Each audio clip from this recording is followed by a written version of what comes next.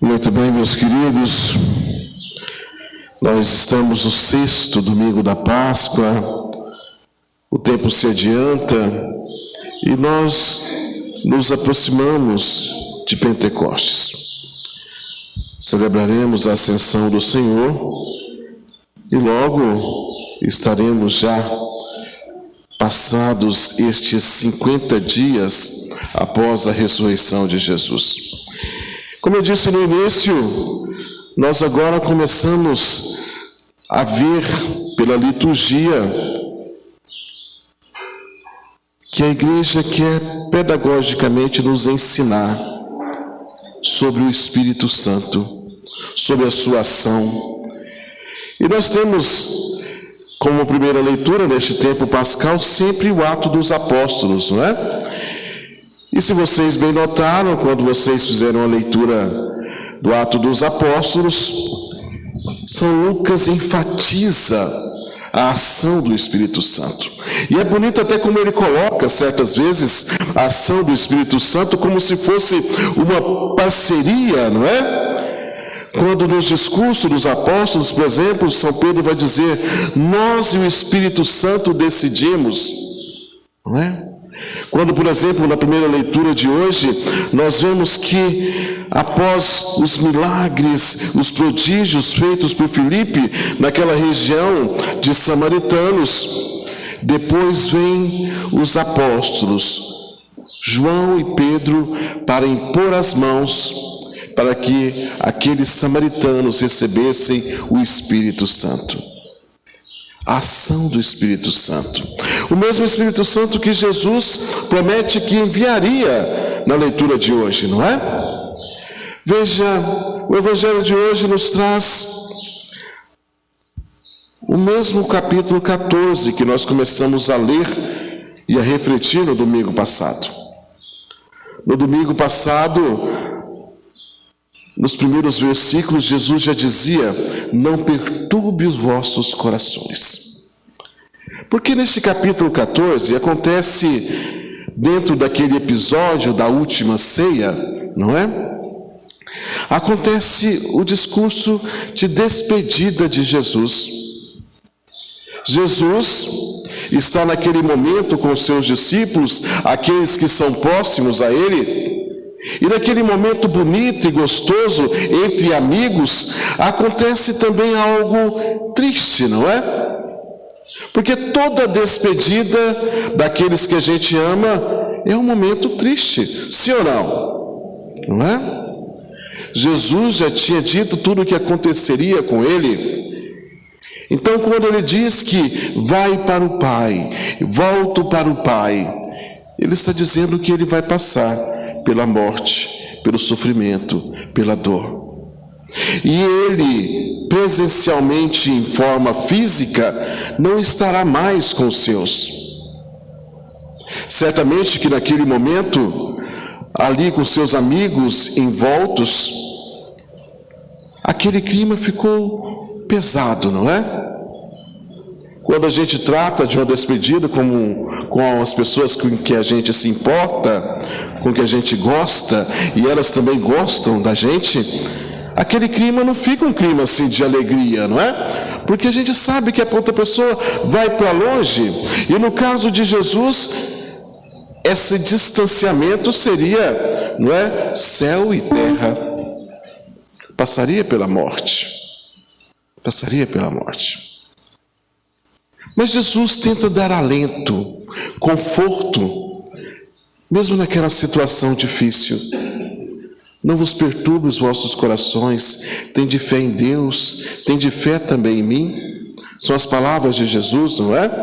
Eu volto para o Pai, eu vou para o Pai, vou preparar-vos um lugar, depois eu volto. São palavras que de certa forma são até carinhosas, não é? Tentando dar alento àqueles corações.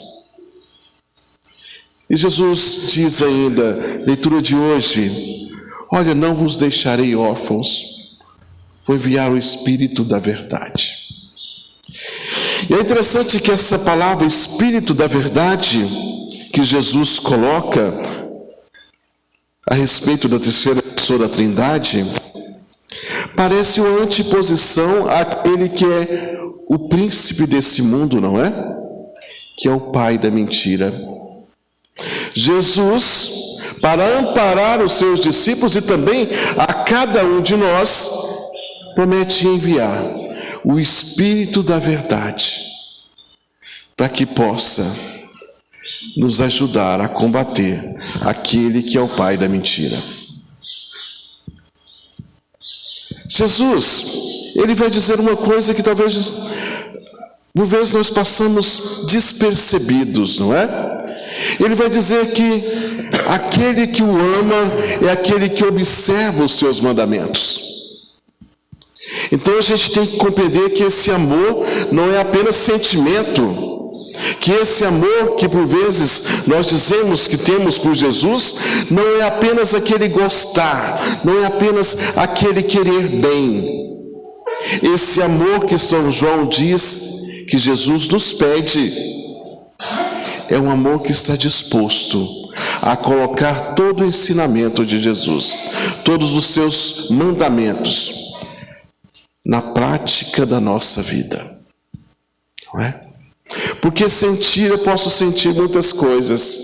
Sentir, eu posso me sentir bem com uma música. Sentir, eu posso me sentir bem diante de algo bonito. Sentir, eu posso me sentir bem diante de um bem que foi feito por outro. Sentir, eu posso me sentir bem quando eu recebo um simples bombom. Então veja que amar nessa perspectiva que Jesus quer de nós, exige o uso da razão, por muitas vezes, né? Eu fazer uma escolha. Olha, se eu amo Jesus, se eu ouço as suas palavras, é preciso que eu coloque em prática isso na minha vida. E aqueles que colocam em prática isso na sua vida, o Espírito Santo vem e não nos deixa órfãos, e permanece. E aí é bonita a forma com que São João faz a narrativa, não é? Porque São João parece que escreve numa espiral, sempre quase que voltando a alguns aspectos da sua conversa, da sua narrativa, para chegar a um destino, não é? Por isso que muitas vezes ele vai falar, olha, eu estou no Pai, o Pai está em mim. E de repente ele volta no mesmo assunto, não é? Olha, se vocês permanecerem em mim, eu que estou no Pai, eu que falo o que veio do Pai, eu me manifestarei em vós. E as relações também, é bonito do jeito que São João escreve. Jesus vai dizer que, olha, que da mesma forma que ele está no Pai, ele também vai estar em nós. Da mesma forma que ele está no Pai, ele se vai fazer presente em cada um de nós, no nosso íntimo. Então ele não vai morrer.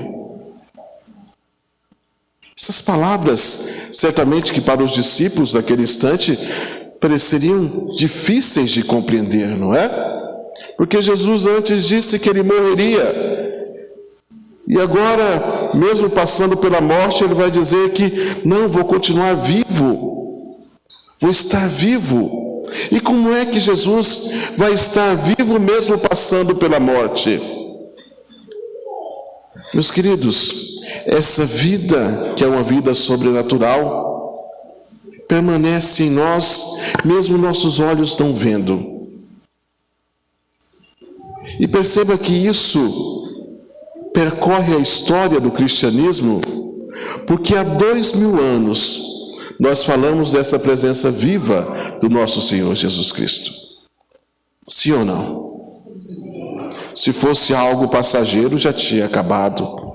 Como Gamaliel mesmo vai dizer, não é? Lá no Ato dos Apóstolos, olha, deixai os apóstolos irem.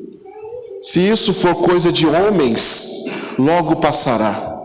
Mas se for de Deus, que a gente não se coloque contra, não é? Gamaliel tem essa inspiração divina.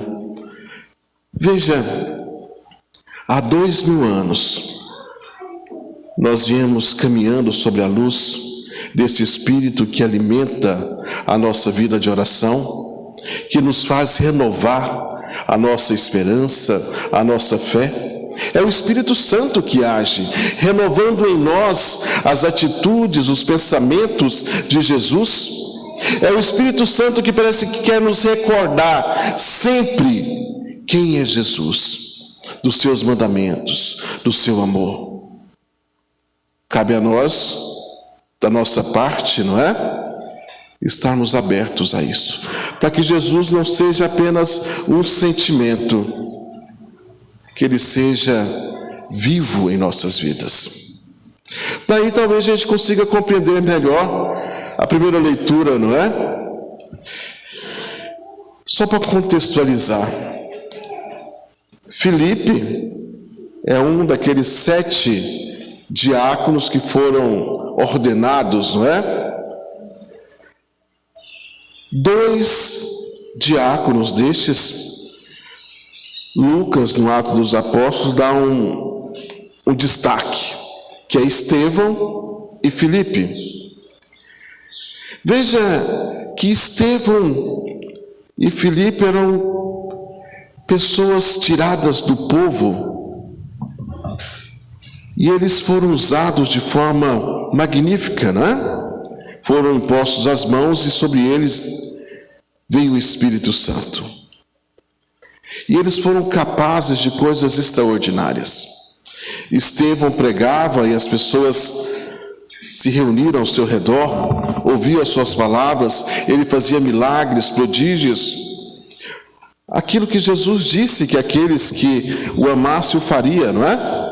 Olha, se vocês me amassem, vocês farão obras maiores que as minhas. Estevão fez. Aqui eu não estou falando de qualidade, aqui eu não estou falando de quantidade, não é? Não é que as obras de Jesus fossem coisas pequenas, mas em Jesus e só em Jesus, as obras são maiores, porque o alcance é maior, não é? Então, Estevão foi capaz de grandes prodígios, e como Cristo, ele morreu pelo nome de Deus, não é? Para não regar, porque ele confiava em Deus, e foi capaz de ir até o fim por esse amor. Veja uma coisa interessante que acontece, quando Estevão morre apedrejado, de maneira muito violenta, não é? Pense uma coisa terrível que é você morrer a pedradas pouco a pouco, não é? Uma coisa horrível da gente imaginar. Ele consegue ainda perdoar os seus algozes. É uma coisa que só acontece pela ação do Espírito Santo e você está imbuído nesse amor, não é? Uma morte lenta, demorada, dolorosa, sofrida, e mesmo assim ele consegue ter os mesmos sentimentos do Cristo e perdoar. Meus queridos, diante dessa coisa terrível que aconteceu, inicia-se em Jerusalém uma perseguição aos cristãos. E conta-nos Lucas, no Atos dos Apóstolos, que os cristãos começaram a se dispersar. Ficou em Jerusalém somente os apóstolos. Filipe era um desses, não é? Que dispersou. Foi para outras cidades. E ali ele se encontra entre os samaritanos. E ali ele também, com essa força do Espírito Santo, ele prega, ele convence, ele converte, ele faz milagres e prodígios. Todos se reúnem ao redor dele e querem serem batizados em nome deste Cristo que ele prega.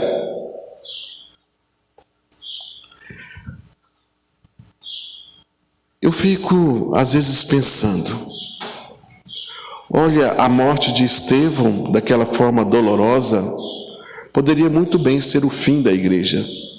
Sim ou não? O povo com medo, não é?